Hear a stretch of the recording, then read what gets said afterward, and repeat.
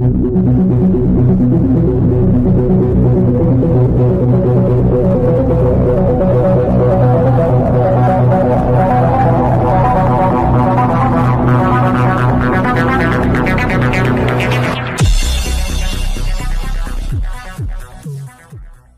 అప్పుడు చెప్పేవాళ్ళు మీకు 23 సీట్లు ఉన్నాయి కదా, మీరు ఏం చేసినారంటే 23 సీట్లు ఉన్న మాట వాస్తవమే, కాకపోతే కేంద్రానికి 23 సీట్లతో ఆ రోజు అవసరం లేదు.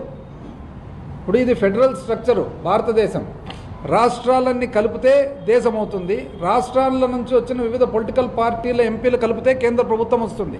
కేంద్ర ప్రభుత్వానికి ఏ రోజైతే మన ఎంపీలు అవసరం ఉంటుందో మనము వాళ్ళను రిక్వెస్ట్ చేసుకోవడం అనుకోండి, లేదా అడగడం అనుకోండి, లేదా దౌత్యం చేసుకోవడం అనుకోండి, ఒక ఫెసిలిటీ ఉంటుంది.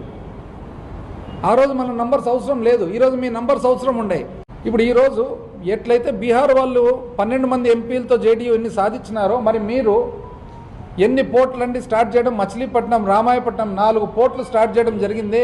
మీరు పోయి ఈ పోర్టులు కావాలా, పోర్టులకు మీరు సహాయం చేయండి అంటే కేంద్రం ఇవ్వదండి. ఎందుకు ఇవ్వదు? మీరు 16 మంది కదా ఉండేది. ఆ రోజు మా 23తో పని లేదు, ఈరోజు మీరు 16తో పని ఉంది కదా. మీరు లేనిది అక్కడ పైన ప్రభుత్వం లేదు కదా. అసలు ఎందుకు గాను మీరు ఇంత లూజ్గా వదిలిపెట్టినారని. పోయిన సంవత్సరం ఈ సంవత్సరం బీహార్ చూసినట్లయితే పార్లమెంట్ అంతా కూడా ప్రతి ఒక్కరు బీహార్ పక్క చూస్తున్నారు. లెక్క ప్రకారం బీహార్ కంటే కూడా ఆంధ్రప్రదేశ్ ఇంకా ఎక్కువ రావాలి. ఎందుకంటే పునర్వ్యవస్థీకరణలో ఇబ్బంది పడిన రాష్ట్రం ఆంధ్రప్రదేశ్.